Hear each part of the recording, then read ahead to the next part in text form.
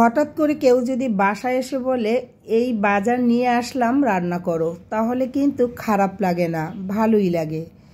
যেমন ছোট ভাই গতকাল সন্ধ্যার সময় চলে আসলো, একটা মুরগি আর পোলাও চাল নিয়ে আসলো, বলল ঝাল ঝাল করে এটাকে রান্না করো আর পোলাও রান্না করো। যতই শরীর খারাপ থাকুক আর ভালো না লাগুক, এরকম যদি বাজার হাতে ধরিয়ে কেউ দিয়ে বলে রান্না করতে, তখন কিন্তু বেশ ভালোই লাগে।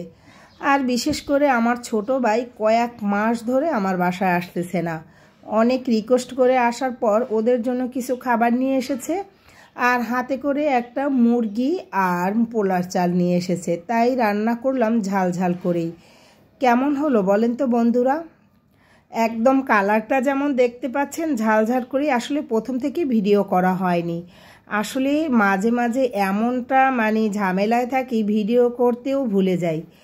যাই হোক, তারপরে তো ভিডিও আপনাদের সাথে শেয়ার না করে একটুও থাকতে পারি না, আর ভালোও লাগে না। এটা কিন্তু সন্ধ্যার পরে আমি 7:30টার দিকে, 7:30 না 7:45টার দিকে রান্না বসিয়ে দিলাম সুন্দর করে। আর এখানে ওই যে বগুড়ার আলুটা এনেছিলাম সেই দিন, ওইটার কিছু আলু ছিল, সেটা একদম পরিষ্কার করে আস্ত আস্ত করেই দিয়েছি। আর আমি মুরগিটা ভালো করে কষিয়ে নিচ্ছি। এটা কিন্তু মুরগি আর আলু হালকা করে আমি ভেজে নিছিলাম।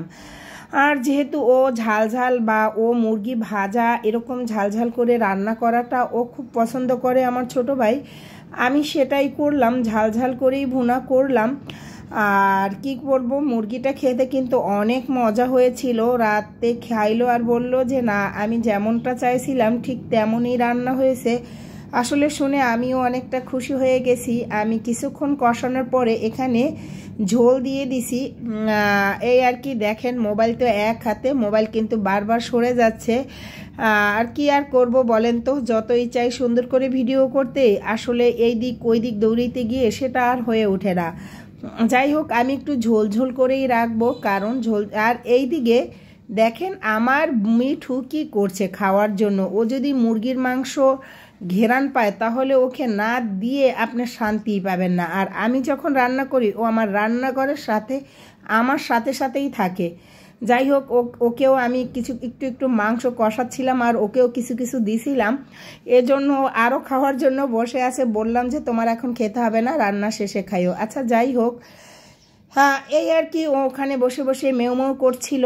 আর আমি কিন্তু সব মশলা বাটাই দেই, আসলে জিরার ফাঁকি আর ধনিয়ার ফাঁকি। জিরা কিন্তু বাটা দিয়েছি, তারপরে এখানে একটু ফাঁকিও দিলাম। এই আর কি, রান্নাটা দেখছেন কতটা লোভনীয় হয়েছে, একদম অনেক সুন্দর একটা রান্না হয়েছে। আমার কাছে তো বেশ ভালো লাগছে কালারটা, আর খেতেও দারুণ হয়েছে।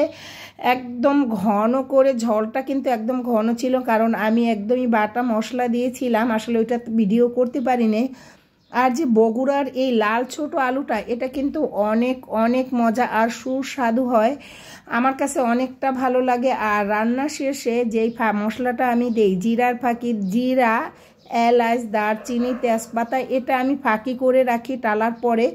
এই ফাঁকিটা দেওয়ার পরে আরও সুন্দর একটা ফ্লেভার আসে, এটা আমি সবসময় রান্না শেষে দেই। আর এই দিকে পোলাও রান্না করতেছি, একটু পোলাও রান্না করব, কেয়ার করার, যেহেতু ও পোলাও খেতে অনেকটা পছন্দ করে।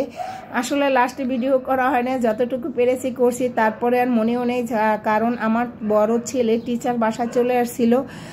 পরে আর মোবাইলটা ওর স্কুল থেকে পড়া দিছি, মোবাইলটা ওর কাছে ছিল, এর জন্য আর করা হয় নাই। যতটুকু পারছি সেটাই আপনাদের সাথে শেয়ার করেছি। আর আজকের ভিডিওটা যদি আপনাদের কাছে ভালো লাগে, অবশ্যই লাইক, কমেন্ট, শেয়ার করতে ভুলবেন না। আর যারা ইউটিউব থেকে দেখবেন তারা অবশ্যই একটা করে সাবস্ক্রাইব করে দিবেন। আর যারা পেজ থেকে দেখবেন অবশ্যই একটু ফলো করে সাথে থাকবেন। আর এখানে আমি পরিমাণ মতো গরম পানি দিয়েছি, আর কয়েকটা কাঁচামরিচ দিয়েছি। কাঁচামরিচ দিলে অবশ্যই সুন্দর একটা ফ্লেভার আসে, এই আর কি। আর আজকের ভিডিওটা কেমন লাগছে আবারও বলছি, সেটা কিন্তু অবশ্যই কমেন্ট করে জানিয়ে দিবেন। সেই পর্যন্ত সবাই ভালো থাকবেন, সুস্থ এবং সুন্দর থাকবেন। আর এই দুপুরে মাছ